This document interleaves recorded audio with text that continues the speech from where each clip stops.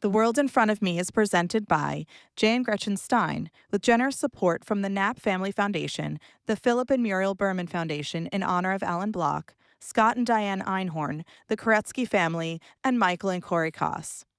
In NYC, visit the companion exhibition on view at the Center for Jewish History, now through May 2026.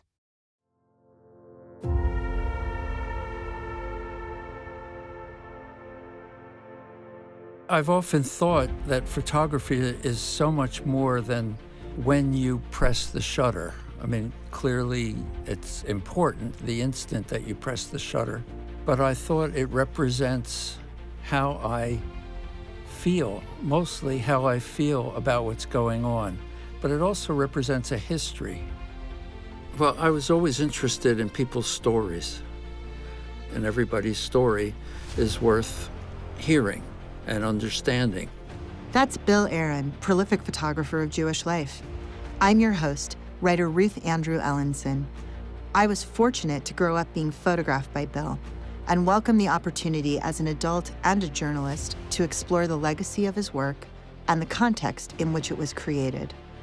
Over the course of our series, we'll travel with Bill across 5 decades and hear his stories about documenting Jewish communities around the world. From the American Jewish Historical Society, welcome to The World in Front of Me with Bill Aron. This is Episode 2, New York.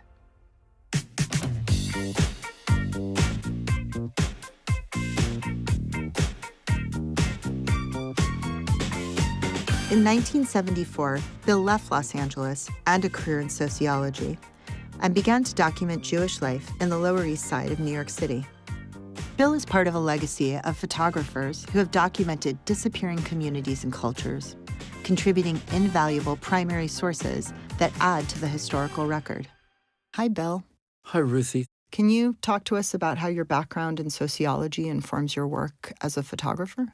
I was taking a portrait class with the great portrait photographer Philip Holzman. He would talk about interacting with the people before and during the portraits. And to me, that was revelatory. My thinking up to then was, I know you're not supposed to interfere with the photography process, but I like talking to the people. So this was the first inkling that I could incorporate that into my photographic personality. So street photography starts in the U.S. with mostly left-wing photographers who are interested in the people. That's Dr. Deborah Dash Moore, professor of history and Judaic studies at the University of Michigan, and author of Walkers in the City, Jewish Street Photographers of Mid-Century New York. And many of them would go back to the same streets over and over again and give out prints to people whom they took pictures of. The goal was to help working class people come to see themselves in relationship to the world in which they lived that would hopefully mobilize them to want to make changes. Right? So it was a means of empowering people. By the 1960s, street photography has shifted. It has become more expressive of the individual photographer, how he sees the world, rather than trying to let the people that he's taking pictures of come to see their world. I understand that you made a geographical and career change in 1974, moving from Los Angeles to New York. I found a placement at this wonderful organization started by a man who became a close friend, Misha Avramov, Project Ezra, which was concerned with the Jewish elderly poor on the Lower East Side of New York, some of which very old people who had been immigrants themselves. And while I was there, I began photographing just because I wanted to and because I liked it. The fellowship was 2 years, and at the end of that, I had to figure out what I was going to do. It's not that easy. You don't just sit there and think. I had to do something. It just wasn't in my nature to sit and contemplate the universe. So I began photographing more on the Lower East Side and on the Upper West Side, all over New York.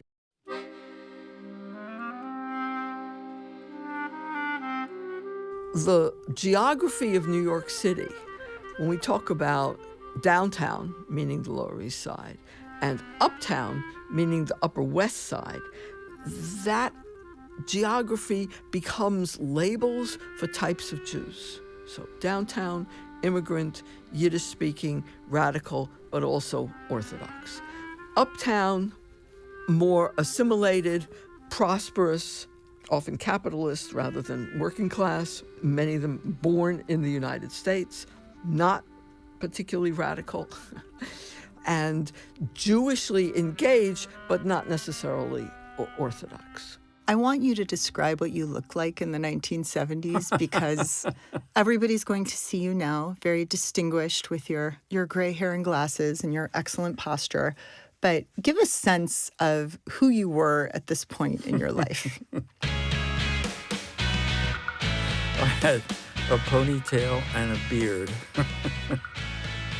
And I never thought about, I don't know what my self-image was at that time, the visual self-image.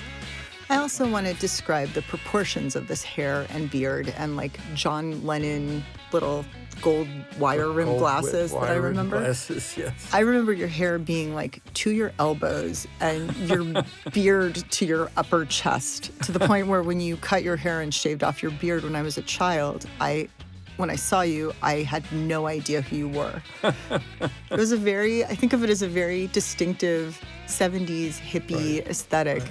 And the idea of you going down into the Lower East Side and immersing yourself amongst all these Orthodox Jews, it's a hilarious juxtaposition. I'm sorry that there aren't photographs of you photographing them. I'm amazed that nobody ever said anything or reacted adversely to my appearance. I know when I cut my hair and shaved my beard, the first time after that I went into this minyan that Issa and I belonged to, everybody was looking at me and smiling and giggling, and I figured, uh-oh, what's going on? I completely forgot that I had changed my appearance. And one of the members after services stood up and said, well, I guess the 60s are finally over. And this was in the 1980s, was that? It was about 79, 80. So it's really hard to imagine, but hippies were quite disliked. They were associated with anti-Vietnam War attitudes. They were seen as anti-establishment, which they were. And the fact that there would be a hippie-looking guy with long hair and glasses taking photographs of old Jews would have aroused amusement. Among the people who also visited the Lower East Side was someone like Paul Cowan. He went as a journalist to document poverty on the Lower East Side, which was not what Bill was after. Bill doesn't take photos of poverty. He's not doing an expose in that regard. There's a great deal of affection, and I think when you look at his photographs, you see his sense of connection with the people that he's photographing. But he would have seemed completely like an outsider to these people. The Lower East Side at that point was old-style Judaism playing out in real time. And I just loved walking around the stores and photographing the storefronts and sometimes entering the stores and meeting the people and talking to them and photographing them. The Lower East Side historically was a place where Jewish immigrants first came to New York. It wasn't the only place, but it was the place where large numbers came.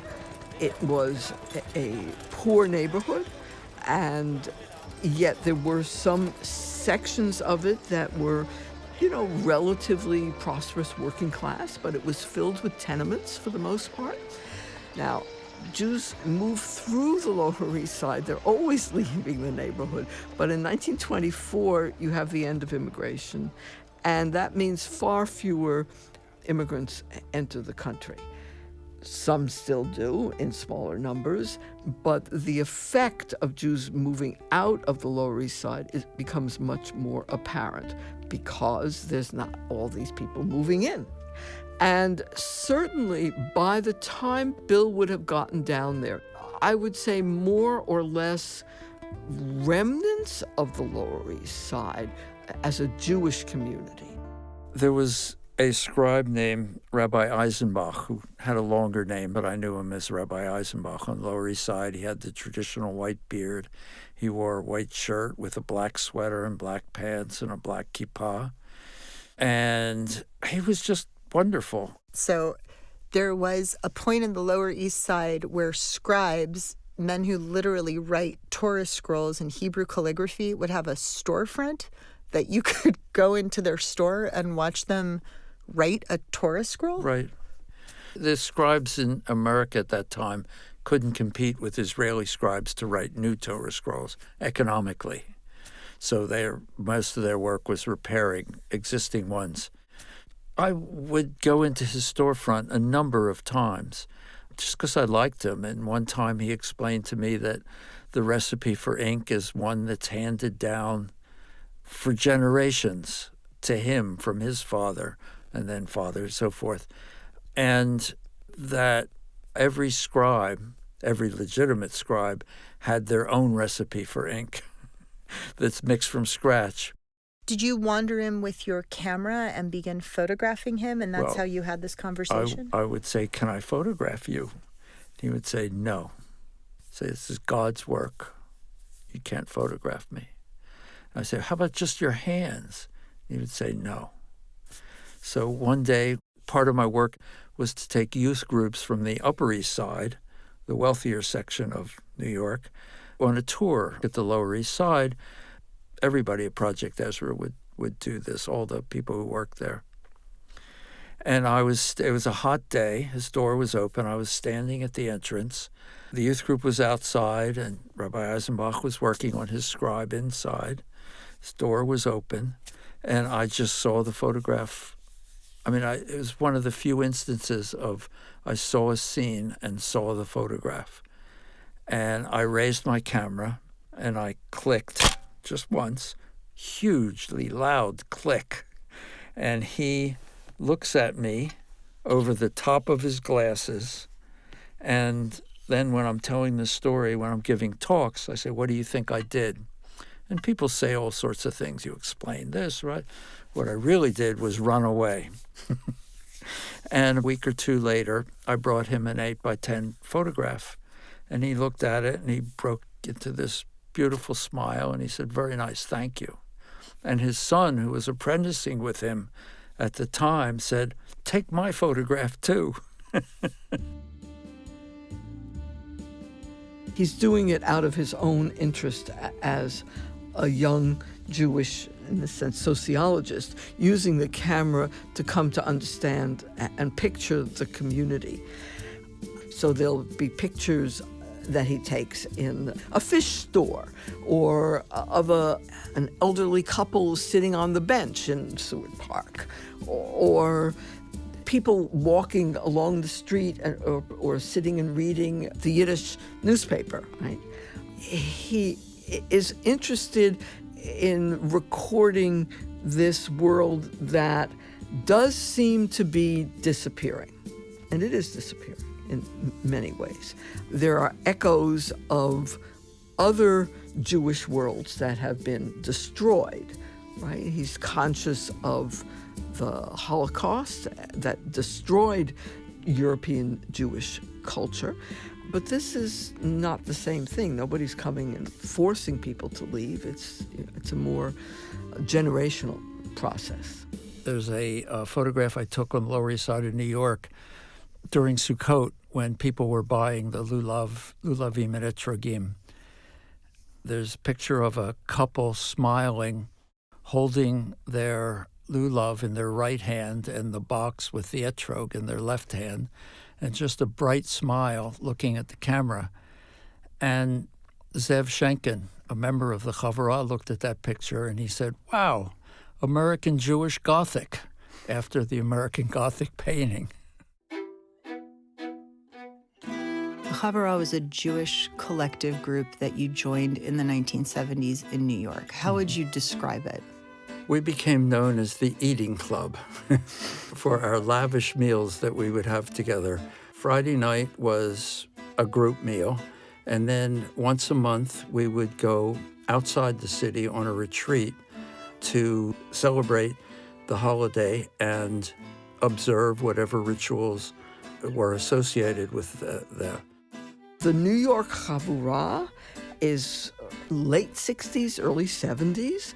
It's made up of young Jewish men and women, quite a few of them married to each other, some of them single, who reject institutional Judaism. They're not interested in being synagogue members. They are, on the other hand, also very well educated Jewishly. Many of them are continuing to pursue Jewish studies at Columbia, at JTS, etc., but they've rejected the institutional framework. Many of them are anti-Vietnam War. They are engaged in protests.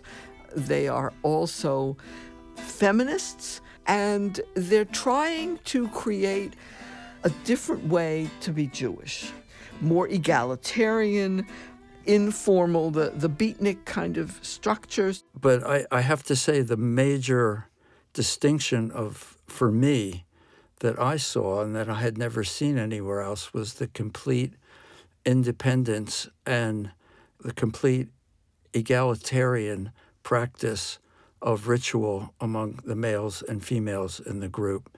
Women participated equally with the men in doing whatever part of the rituals that they were well versed in.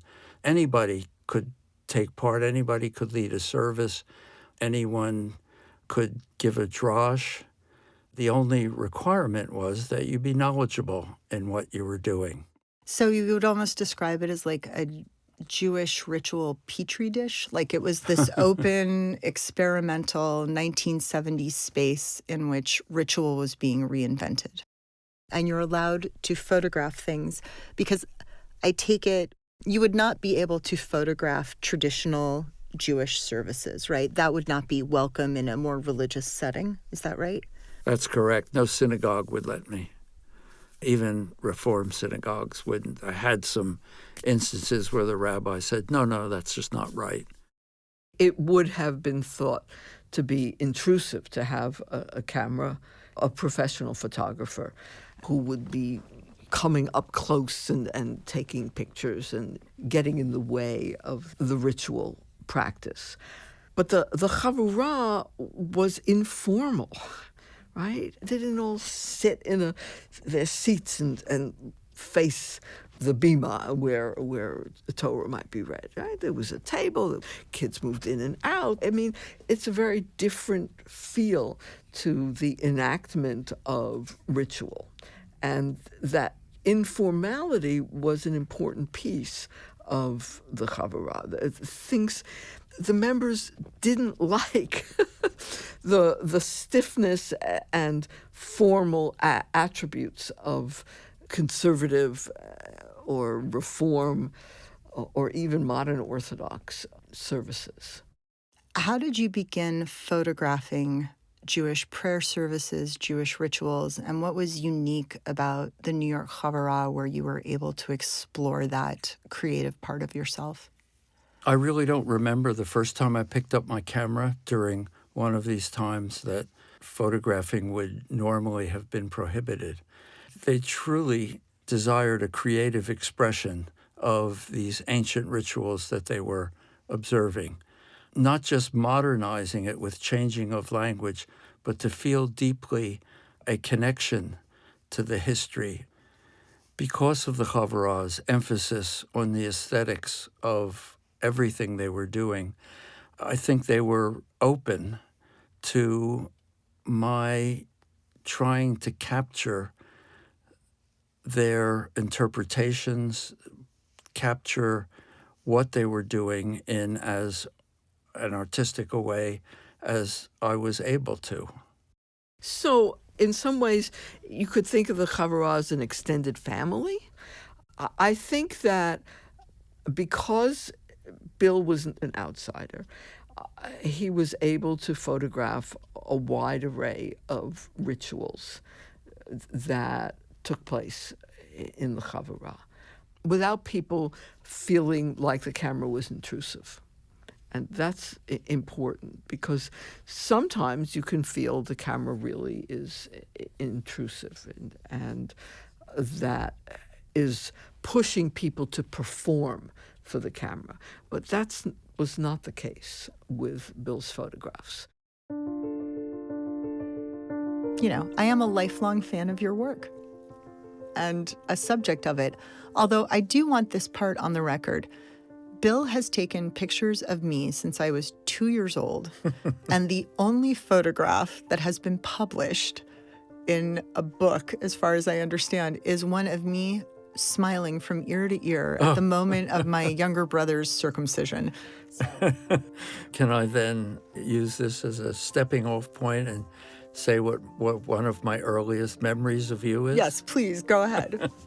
I met Ruthie during the Havurah years. Her family was also, along with my wife and myself, members of the New York Havurah. And we would, besides getting together for meals and going out of the city for the holidays, we would meet often just to talk about things. Sometimes we just get together to gossip, I guess. But on this particular day, we were all sitting around in a circle, most of us on the floor, of course, and Ruthie and her parents come in, and Ruthie runs to the middle of the circle, spreads her arms out, and says, "I'm here."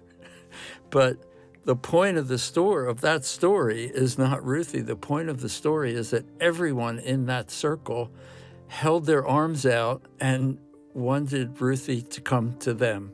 You know, I aspire to that level of self-esteem as an adult. It was a real gift to grow up in that type of Jewish creativeness, that expression.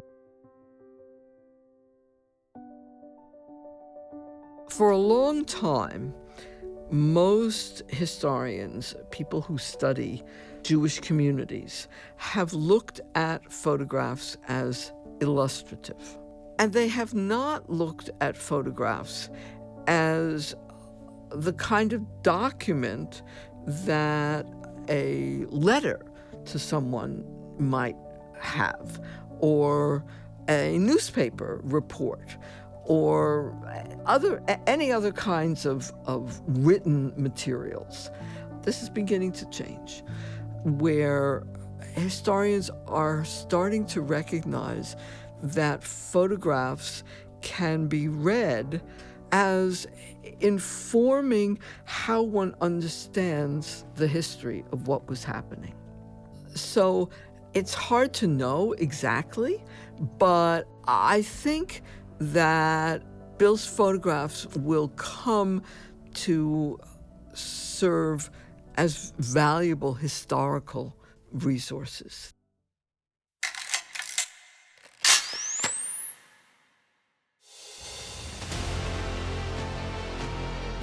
From the American Jewish Historical Society, I'm Ruth Ellenson. This episode was written by Rebecca Miller and produced by Sarah Hopley. Our executive producer is Gemma R. Birnbaum. Recording, sound design, and mixing were done at Sound Lounge and Studio Awesome. For episode transcripts, exhibition information, additional resources, and links to a selection of Bill's photographs that inspired this episode, please visit us at ajhs.org/Bill. If you enjoyed this episode, please rate and review us, which helps others discover our series.